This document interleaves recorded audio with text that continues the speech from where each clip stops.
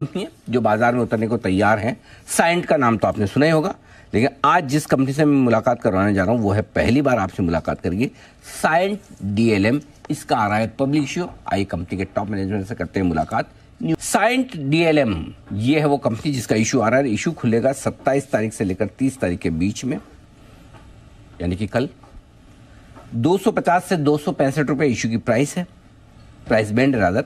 56 शेयरों के लोट में आप अप्लाई कर सकते हैं और अगर आप एक सिंगल लोट की एप्लीकेशन लगा रहे हैं तो आपको देने होंगे 14,840 रुपए।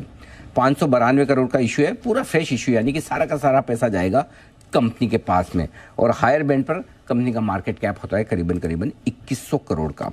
साइंट डीएलएम करती क्या है कंपनी, थोड़ा मैं शॉर्ट में आपको समझा दूं। 1993 में इस कंपनी की शुरुआत हुई थी। इंटीग्रेटेड इलेक्ट्रॉनिक मैन्युफैक्चरिंग सर्विसेज, जिसे ईएमएस कहा जाता है, और ये सर्विसेज और सॉल्यूशंस देती है और ग्राहकों के लिए मुख्य तौर पर 3 तरह के प्रोडक्ट्स बनाती है। और ज़्यादातर हिस्सा कंपनी का डिफेंस आता है 37%, इंडस्ट्रियल से 25% और एरोस्पेस से 20% हिस्सा आता है। और देश दुनिया की सारी बड़ी कैपिटल गुड्स कंपनियां जो है वो इनके कस्टमर्स में शामिल हैं। आइए आपकी मुलाकात करवाई जाए कंपनी के चेयरमैन, नॉन एग्जीक्यूटिव और नॉन इंडिपेंडेंट डायरेक्टर कृष्णा बोडानापू साहब हमारे साथ कार्यक्रम में शामिल हो रहे हैं। सर ने पर्ड्यू यूनिवर्सिटी से साइंस में इलेक्ट्रिकल इंजीनियरिंग में बैचलर्स की डिग्री हासिल की है। कैलोग स्कूल ऑफ मैनेजमेंट से आपने एमबीए किया है। 2003 से सर साइंट लिमिटेड के साथ हैं और प्रोमोटर कंपनी साइंट लिमिटेड के आप बोर्ड पर भी है, एमडी और सीईओ के तौर पर भी हैं।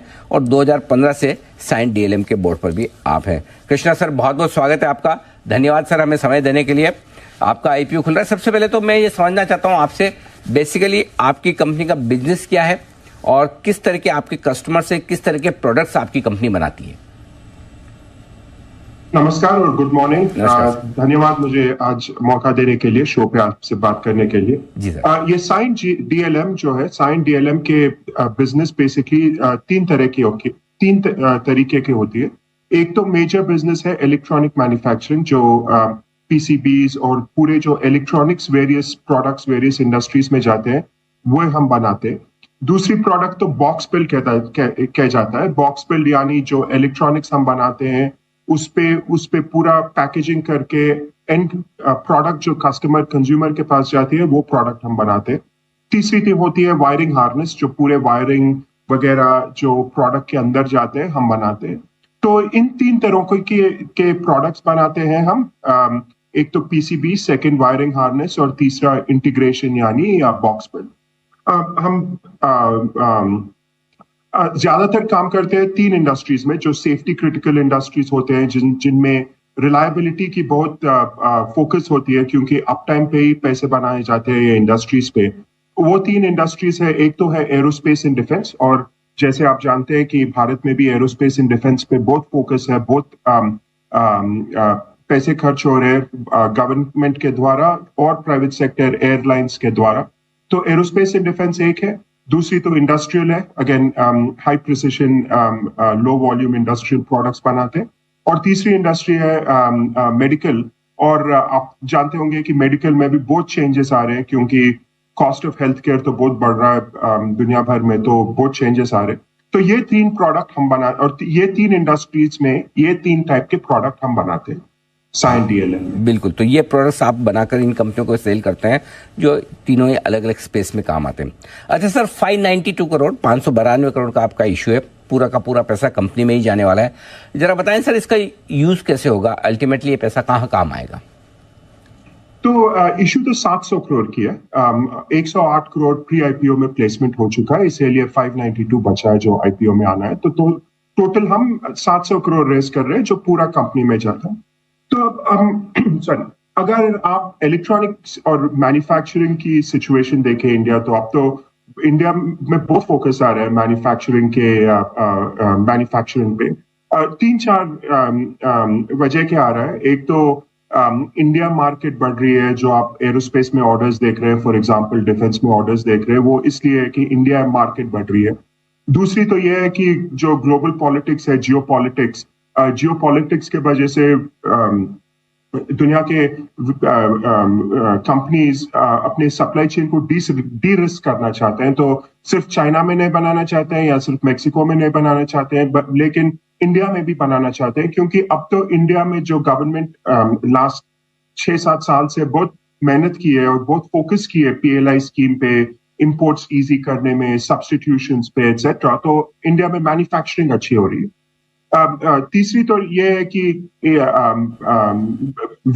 वेरियस जो सिस्टम्स है, वेरियस जो प्रोडक्ट्स हम यूज करते हैं, उनमें तो इलेक्ट्रॉनिक्स की कंजम्पशन बहुत बढ़ रही है। तो इसीलिए ये अच्छी टाइम है मैन्युफैक्चरिंग के लिए, क्योंकि हम तो डिमांड देख रहे हैं, ऐसी डिमांड देख रहे हैं कि हमारी रेवेन्यू लास्ट ईयर करीबन 800 करोड़ की थी, लेकिन ऑर्डर बुक तो 2500 करोड़ की है और ऑर्डर बुक तो बहुत बढ़ रही है।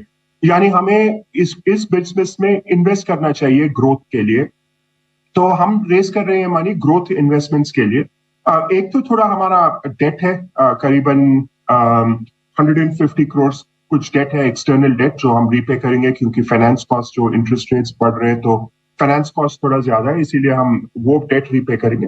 लेकिन मेजॉरिटी तो वर्किंग कैपिटल के लिए यूज करेंगे, क्योंकि जैसे मैं कह रहा था कि ग्रोथ बहुत बढ़िया दिख रही है और ग्रोथ बहुत आने वाला है आने वाले सालों में। इसके लिए वर्किंग कैपिटल चाहिए और वर्किंग कैपिटल के लिए तो कृष्णा सर, आपका डेट इक्विटी रेशियो 1.6 दिख रहा है, जो मुझे डीआरएचपी में आरएचपी में आपके है।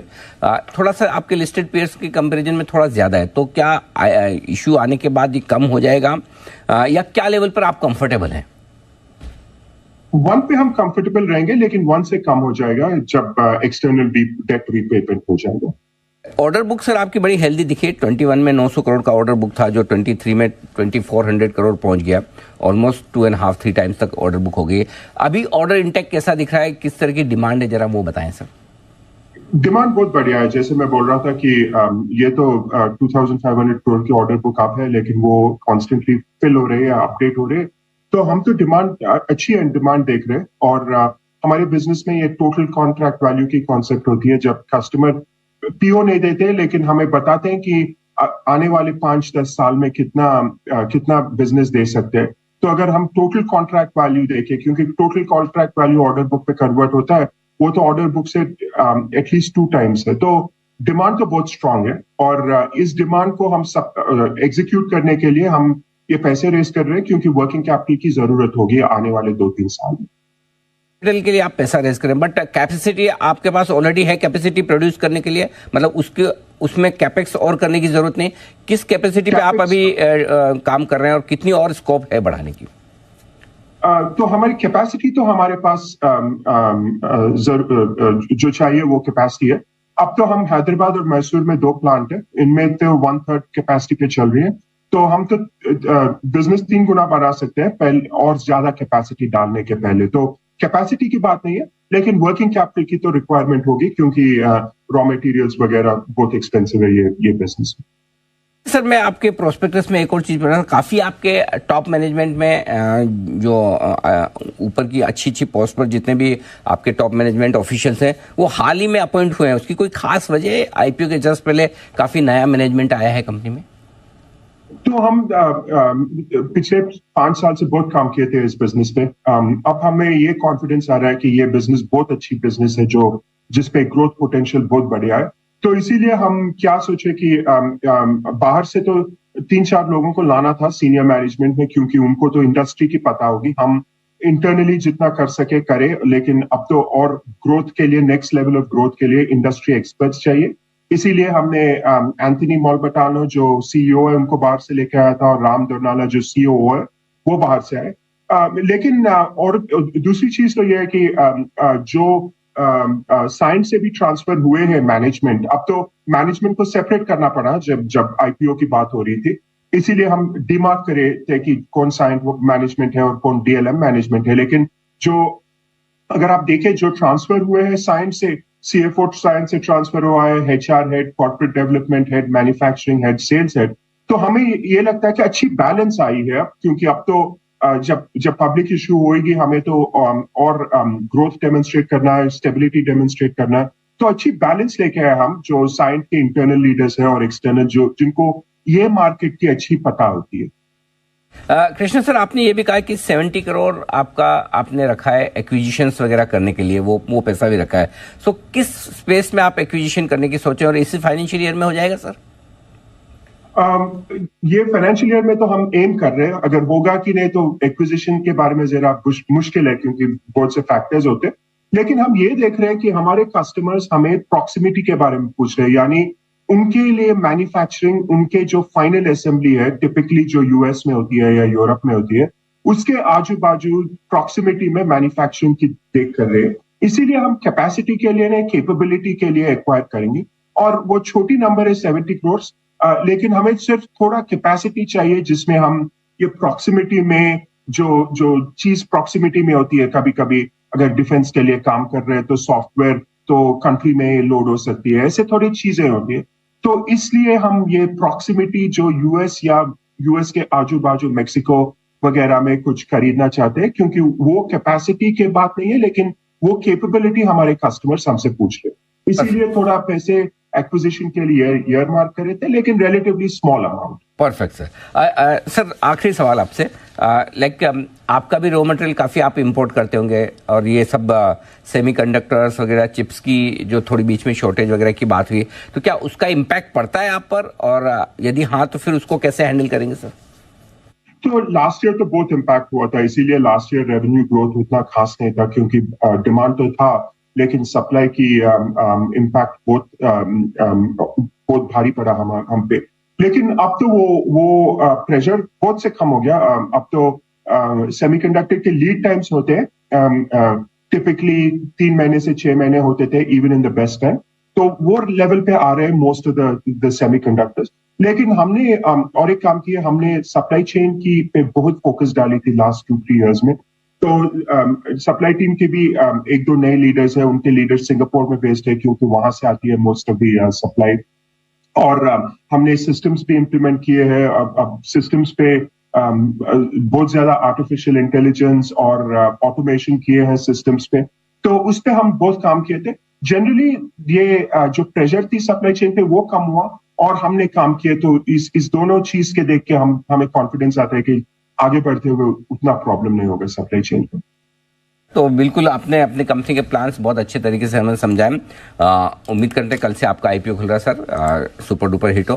बहुत बहुत शुभकामनाएं और बेस्ट विशेष sir. Thank you very much, धन्यवाद। Thank you so much sir, आपने आज हमें समय दिया और अपने आईपीओ पर विस्तार से बातचीत की। कृष्णा सर बताते हुए कंपनी के चेयरमैन कंपनी के प्लान्स के बारे में कल से आईपीओ खुलने जा रहे हैं। आपकी भी सलाह लेंगे सर? बिल्कुल कल सलाह देंगे, और काफ़ी कॉन्फिडेंट मैनेजमेंट आपको नजर आ रहा है, काफ़ी लंबे समय से बिजनेस में है जी, और स्ट्रॉन्ग बिजनेस मॉडल है। कल इसका पूरा विश्लेषण हम करेंगे कि देखते इस आईपीओ में पैसा लगाए या नहीं। कल सुबह 8 बजे आपके लिए